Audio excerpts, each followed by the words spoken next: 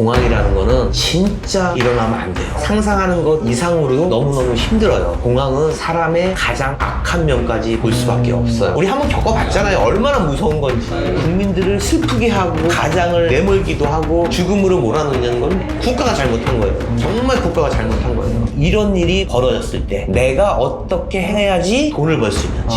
진짜로 돈을 버는 사람들은요, 일부예요. 1%가 99배를 버는 거예요. 그런 사람들이 어떻게 벌겠어요?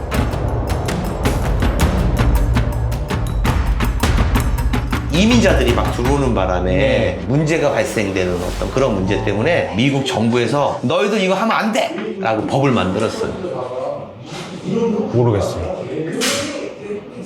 금주법이에요. 이민정책이랑 금주법이랑 무슨 상관이에요? 이민자들이 와서 갱도 하고 마약도 팔고 뭐 이런 원인 중에 하나가 바로 술 때문이다. 그러니까 너희들이 와갖고 술을 못 먹여야지 우리나라가 좀 깨끗해지고 좋아질 것이라고 해가지고요, 금주령을 내려버렸어요. 그러니 그 젊은 애들이, 그 열기 왕성한 애들들이 어떡하겠어. 아니 지금 막 좋아, 막 오토바이 타고 재즈 들고 막 춤추고 막 이러고 있는데 술을 못 먹여? 미치겠네. 그렇다고 술 안 먹었겠어요?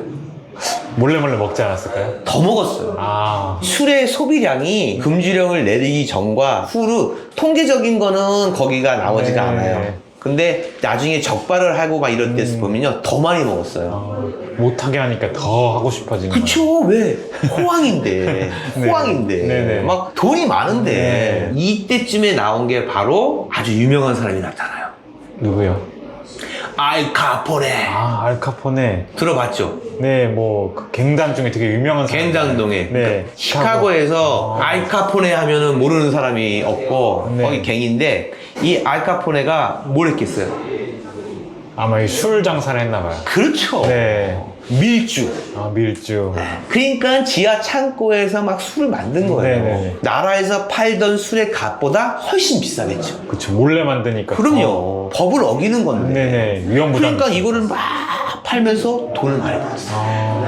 그런 시대에 있어요. 그러니까 약간 그림이 나오죠. 막 젊은 애들이 막 춤을 추고 재즈 나오고 술 먹고 오토바이 타고 뭐 세상에 안 되는 거 없이 이러고 다니는 그럴 때 호황에 갑자기 어둠의 그림자가 쫙 하면서 공장에 굴뚝의 연기가 안 나고, 그리고 추운 겨울날 외투를 이렇게 감싸고 빵모자를 쓰고 움츠리고 다니고, 그 실업자들이 한 끼를 때우기 위해서 줄을 쫙 길게 쓰고, 이런 일들이 발생이 된 거예요.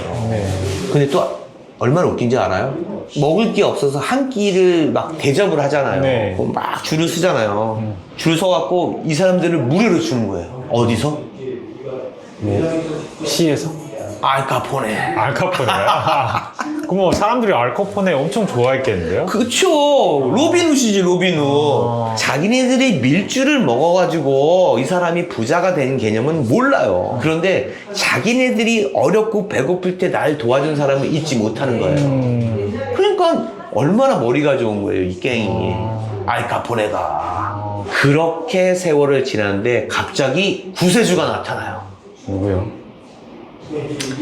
대통령이 바뀌어요. 뉴딜 정책 알아요? 뉴딜? 뉴딜 정책이요? 네. 뉴딜. 들어본 것 같은데.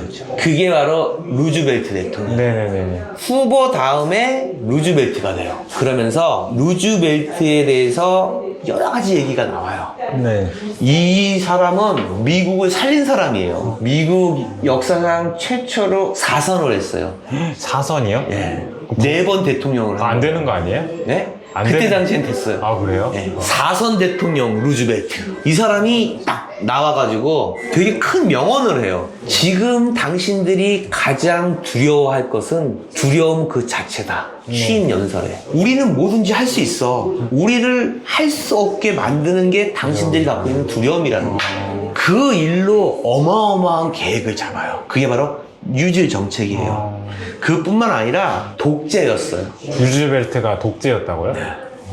물론 뭐 제 생각일 수도 있는데요. 네. 그렇게 독재를 하지 않으면 안 되는 상황이었었어요. 그래서 루즈벨트는요, 첫 번째 대통령이 되자마자 행정명령이라는 게 있어요. 네. 지금 트럼프도 마찬가지예요. 미국 대통령이 되면은 어마어마한 권력을 가져요. 그 중에서 제일 큰 권력이 행정명령이에요. 대통령이 생각했던 모든 것을요, 실행하면 돼요. 그게 행정명령이에요. 만약에 이거를 갖다가 견제할 수 있는 상황은요, 법원밖에 없었어요. 근데 시간이 오래 걸리잖아요. 일단 하는 거예요. 트럼프 하고 있는 거 있죠. 관세 정책이라든지, 네. 지니어스법이라든지, 스테이블 뭐 코인을 뭐 하겠다, 허브로 만들겠다. 이거 다 행정명령이에요. 그게 다 행정명령이에요? 예, 의회에서 나온 거 아니에요. 네네. 내가 하고 싶은 대로 하는 거예요. 네네네. 그걸 제일 많이 한 대통령이 루즈벨트예요. 거의 1200개가 넘게 했어요. 1200개요? 네. 그리고 거부권도 제일 많이 사용했어요. 그렇게 하지 않으면 안 되는 상황이었다는 거죠. 네. 그때 당시에 루즈벨트가 제일 먼저 한 일이 모든 은행을 쉬게 했어요. 그게 말이 되나? 말이 안 되죠. 안 되죠. 지금 이 상태로 가면은 미국은 망합니다.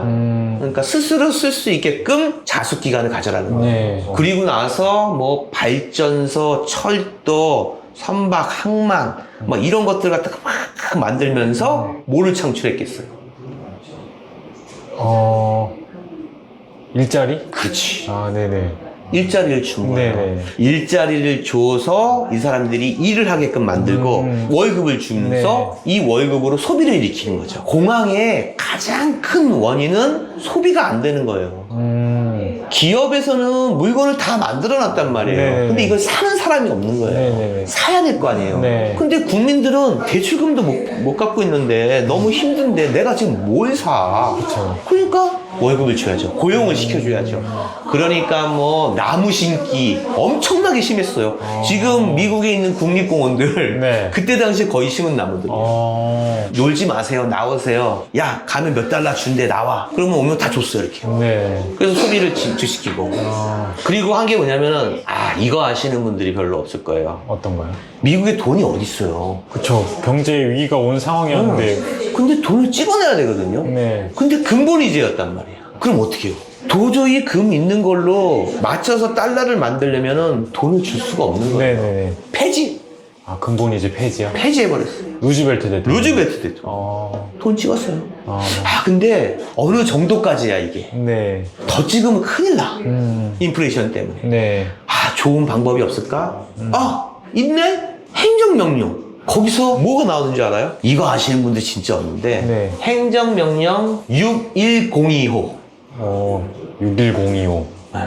그게 뭔지 알아요? 모르겠어요. 개인이 갖고 있는 금은 모두 압수해요. 예전에 한번 말씀하셨던 것 말했죠. 같아요. 그래서 내가 가지고 있는 금은 내가 갖고 있어야 된다고 하는 거예요. 국가가 우선이지 개인이 우선이 아니라는 거죠. 네네. 그런 거죠. 루즈벨트 대통령이 그랬어요. 행정명령 발의합니다. 6102호. 개인이 가지고 있는 금 전부 몰수입니다. 단 2주의 시간을 줄게요. 그때 나라에 파세요. 그러면은 일정의 돈을 드리겠습니다. 네. 그게 어딨어요. 돈도 많이 안 주는데 난 금을 팔고 싶지가 않아. 네. 계속 갖고 싶어. 네. 하고 그 기간을 넘겨버렸어요. 그럼 어떻게 되는 줄 알아요? 징역 10년도 처할 수 있었어요. 엄청난 법이었어요, 이거. 엄청 엄벌인데요, 진짜. 엄벌이죠. 네. 그때 당시에 세계 대공황 27년도에 있었던 그때부터 시작한 그 대공황에 피해를 입지 않은 나라가 있어요. 그런 나라가 있어요? 네. 어느 나라예요? 러시아. 러시아요? 네. 그때는 소련이었겠죠. 네네. 네. 그래서 그때 그런 말이 있었어요. 자본주의의 병폐다. 그래서 루즈벨트 대통령이 좌파다.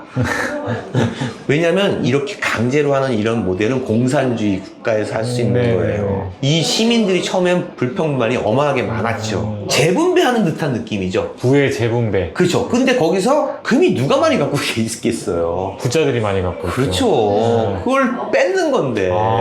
그래서 그거 갖고 뭐 했어요? 그 금으로 담보를 해서 화폐를 더 많이 발행한 거예요. 어떻게 하든지 공항을 살려보려고 국민들한테 댐 시키고 나무 시키고 앞에서 청소하면 돈을 주기 시작한 거죠. 루즈벨트 대통령이 되게 미국에서 인기 많은 약간 위대한 대통령 중에 한 명으로 알고 있는데 그렇죠. 부자들한테는 약간 깡패 같은 존재였네요. 그렇죠. 그때 좌익이라고 네네. 공산주의라고 네. 아까 금본위제를 폐지해버렸잖아요. 네. 그걸 그렇게 함부로 폐지할 수가 있나요? 네. 금본위제를 제일 먼저 한 나라가 어딘 줄 알아요? 영국일 것 같아요. 영국. 아, 그렇지, 이럴 것 그렇지, 같았어요. 네. 영국. 네. 금본위제를 왜 영국이 먼저 했을까요? 자기네들이 그 파운드와 같이 높이려고? 금이 많아서 그래요. 금을 다 어디서 만들었을까요? 약탈해 온 거예요. 그렇죠, 그렇죠. 네, 왜냐면은 해가 지지 않는 나라이기 때문에 네. 식민지가 많다 보니까 네네. 거기에 있는 금, 은, 뭐 모든 걸 다 뺏어온 거죠. 네. 근데 보니까 야 금본위제 하자. 우리 많으니까. 그러다가 영국이 쇠퇴했는데 두 번째로 받아들인 나라가 미국이에요. 미국은 왜 받아들였게요? 영국이 이겨보려고? 영국이 식민지였잖아요. 네네. 미국이 영국을 따라하는 그 자체만으로도 자존심을 상해했었어요. 그래서 약간 영국에 반대적인 일도 해보고 옛날에 그 역사를 네. 보면요 초기 건국 그것도 영국하고 안 닮아가려고 노력을 했었어요. 대통령제 한 것도 그렇게 그렇죠, 그렇죠. 한 이유도 있겠네요. 네. 그때 당시에 골드러시 골드러시. 서부로 네. 그때 모든 사람들이 서부로 달려갔단 말이에요. 네네. 왜? 금광이 발견됐다. 거기에 어마어마한 금이 나온 거죠. 네. 그러니까 미국 입장에서도 금본위제 괜찮은데? 네. 해서 그러네요. 금본위제를 채택했던 거죠. 그래서 신기하게 샌프란시스코의 그 금맥이 그쪽에 많이 광산이 발달돼 있었고요. 네. 샌프란시스코에 가면 미식축구 알아요? 미식축구 좋아해요? 미식축구? 알긴 알죠. 저는 고등학교 때 미식축구반이었어요. 진짜요? 네. 그래서 우리는 보면은 이렇게 딱 공 만질 때 이러잖아요? 그러면은 미식축구 하는 사람들이에요. 우리는 이걸 던질 때 이렇게 침을 발라서 이렇게 던지는 그게 있거든요. 네. 그래서 샌프란시스코의 미식축구 팀의 이름이 뭔지 알아요? 모르겠어요. 골드러시 뭐 이런 거예요? 샌프란시스코 49ers. 49? 네. 49? 49. 뭐예요 이게 뜻이? 뭔가 약간 느낌이 안 와요? 또 한 그럼 힌트 하나 더 줄게요. 걔네 미식축구 복을 입으면은 빨간 색깔에 바지가 황금색이에요. 혹시 49가 금의 원소기호예요? 아니에요. 아니에요? 아니 그건 아니에요? 그때 골드러시 때 네. 샌프란시스코에 사람들이 몰려든 때가 바로 49년. 샌프란시스코에 의미가 있는 해였네요. 그렇죠. 네. 그때의 금맥을 찾아온 사람들을 기리기 위해서 원년 멤버들이 49년도에 있다서 지금도 있어요 그게. 샌프란시스코 미식구 팀이 49이었어요. 49년도의 사람들이라는 뜻이거든요. 그래서 걔들 지금도 밑에는 황금색으로 바지를 타이트를 딱 입고 쫄쫄이 바지. 쫄쫄이 바지를 네. 입고 하고 있다는 거죠. 뭔 얘기하다 또 이렇게 갔죠? 모르겠어요. 운도 똑같이 그렇게 했어요. 행정명령. 운도 네. 뺏어갔어요? 행정명령 6814. 6814. 어떻게 다 번호를 외우시네요? 이거는 원래 몰랐는데 제가 공부하다 가지고 외웠어요. 6814는 네. 똑같아요. 네. 은을 갖고 있으면 안 되는 거예요. 똑같아요, 금하고. 만약에 이거를 주지 않고 갖고 있다 걸리면 최고 10년 정도 때릴 수 있었어요. 전례가 없던 일이다 보니까 실제로 막 감옥 가고 뜯긴 사람 많았을 것 같아요. 글쎄, 그거까진 모르겠는데. 버티다가 설마 뺏어가겠어? 이러다가. 근데 그렇게 얘기는 해놓고 아마 안 했을 가능성도 있어요. 왜냐면 겁을 주기 위해서. 당신들 이거리다가 10년 살아. 막 이런 식으로 하기 위해서. 그러고 아마 하더라도 조금 하다가 부러졌어요. 왜냐면 있는 사람들이잖아요. 그러니까 거의 니 독재야! 이렇게 나오는 거죠. 왜 남의 자산을 갖다가 그렇게 해? 이거 남의 일 아니에요. 네. 그래서 제가 항상 현물 갖고 있으라고 얘기한 것도 이런 이유죠. 국가에 뭐 부도가 나거나 전쟁이 일어나면 국가가 시행령을 발행해요. 개인이 갖고 있는 금 회수하겠습니다. 국가를 위해서. 나라가 먼저입니다. 그럼 뭐 어떡할 거예요? 똑같은 거예요. 사실 루즈벨트 대통령이 결과론적으로 대통령이기 때문에 친송받고 사선이나 했던 거죠. 네. 과정이 너무 힘들었고 사실상 실패했어요. 제가 생각할 때는 미국의 루즈벨트 대통령이 아까 얘기한 대로 존경하는 대통령 중에 하나였고, 가장 어려운 시기에 대통령을 맞이해서 독재자처럼 과감하게 일을 처리했고, 결과론적으로 미국의 공황을 해결을 합니다. 대단한 대통령이죠. 근데 그 이면으로 들어가면은 이분도 할 만큼은 했지만 결국은 실패했어요. 제가 말씀드리는 게 뭐냐면은 그 정도로 무섭다는 거죠. 공황이라는 거는 진짜 일어나면 안 돼요. 우리가 상상하는 것 이상으로 너무너무 힘들어요. 금융위기, 외환위기는요, 어느 정도만 버티면은 할 수 있는 일이거든요. 공황은 사람의 가장 악한 면까지 볼 수밖에 없어요. 이 상황에서 미국이 왜 복을 받은 나라라고 제가 얘기를 하면요, 사실 루즈벨트 대통령도 이 공황을 해결하고 노력했지만 결국은 실패로 돌아갑니다. 더 어마어마한 일이 벌어지기 시작하죠. 그때 미국이 뭐가 이쁘다고? 세계 제2차 대전이 일어납니다. 세계 제2차 대전으로 말미암아 미국은 공황에서 호황으로 넘어가는 거죠. 이 외부적인 요인이 없었으면 미국은 정말 힘들었을 거예요. 근데 그때 당시에 수염 난 그 양반이 히틀러. 그때도 마찬가지예요. 독일에 있는 국민들이 어떻게 할 수 있는 방법이 없었어요. 왜냐하면 패전 국가이기 때문에 거기에 대한 배상금을 냈어야 된단 말이에요. 1차 대전에 대한. 1차 대전으로 미국이 호황이 됐고요. 2차 세계대전이 일어났을 때도 참전하지 않으면서 중립국을 지키면서 뭘 팔았겠어요? 무기를 팔았죠. 포드 자동차에서 자동차 안 만들고 포를 만들었다니까요. 옛날에 공황 때는요, 또 때맘침 안 좋은 일은 연달아 나는 것처럼 모든 농사들이 전부 다 흉작이었어요. 말도 못하는 먼지 같은 것들이 쌓여 있어가지고요. 이 농작물이 수확이 안 됐어요. 뭔가 저주받은 해 같네요. 그렇죠. 근데 그 얘기도 있더라고요. 농작물은요, 최소 늦어도 5년에서 10년 안으로 1년 정도는 쉬게 해줘야 된대요, 땅을. 계속해서 비료하고 뭐 농약 같은 거 해가지고 그렇게 썼으니까 이게 자연의 반란이 일어난 거예요. 그런데 갑자기 2차 세계대전이 빵 터진 거예요. 미국은 어느 편에도 쓸 수 없습니다. 미국이 멀 떨어져 있는 것도 축복받은 거예요. 유럽에서 같이 있어봐요. 그럼 휘말릴 수밖에 없었잖아요. 그러니까 얘들아 빨리! 그럼 무슨 산업, 철강, 디트로이트 같은 이런 데서 막 만들어내는 거예요. 막. 비행기 오케이, 포 오케이, 전투기 오케이, 그걸 다 파는 거예요. 그러니 갑자기 돈들이 들어오는 거죠. 거기에 또 금까지 들어와요. 왜? 돈이 없는 나라는 금을이라도 갖다 주는 거니까. 그러니까 미국이 완전히 살아난 거죠. 그래서 불황에서 또 갑자기 호황으로 바뀌는 거예요. 그러니까 우리는 그러죠. 불황으로 몇 년, 호황으로 몇 년. 그건 맞아요. 일본도 마찬가지거든요. 일본도 지금 거의 제로금리 밑으로 떨어진 그게 바로 디플레이션이에요. 디플레이션이 10년 동안 장기적으로 있는 거죠. 근데 깊지는 않다는 거죠. 깊은 거는 돌아설 수 있어요. 이걸 막기 위해 과잉하면 돌아서는 거고, 또 이걸 막기 위해 과잉하면 또 돌아서는 거니까. 그래서 누가 잘해야 돼요? 국가가 잘해야 되는 거예요. 국가가 환율도 관리하고 금리도 관리하는 이유가 바로 그거예요. 치우치지 않기 위해서. 하지만 우리나라는 외환 위기를 겪었잖아요. 왜 그랬냐는 거예요. 이 국민들을 슬프게 하고 가장을 내몰기도 하고 죽음으로 몰아넣냐는 건 국가가 잘못한 거예요. 이거는 정말 국가가 잘못한 거예요. 앞으로는 그렇게 해서는 안 되겠죠. 그래서 제가 말씀을 드리는 게, 이번 1편에서는 공황이라는 게 무엇이고 금융위기라는 게 무엇이고 그리고 우리가 겪었던, 우리 한번 겪어봤잖아요. 얼마나 무서운 건지, 외환위기가 어떤 것이고. 여기까지 설명을 드리고요. 2편에서는 2편을 주목해 주셔야 돼요. 만에 이런 일이 벌어졌을 때 전조 증상이 어떤 건지, 내가 어떻게 행동을 해야지 타파도하고 오히려 돈을 벌 수 있는지. 진짜로 돈을 버는 사람들은요, 일부예요. 그 1%가 99배를 버는 거예요. 그런 사람들이 어떻게 벌겠어요? 준비한 거예요. 준비하지만 안 돼요. 그냥 뻥 맞고 뻥 맞는 거는 우리 서민이란 말이에요. 이제 우리 서민들도 알아야겠다는 거죠.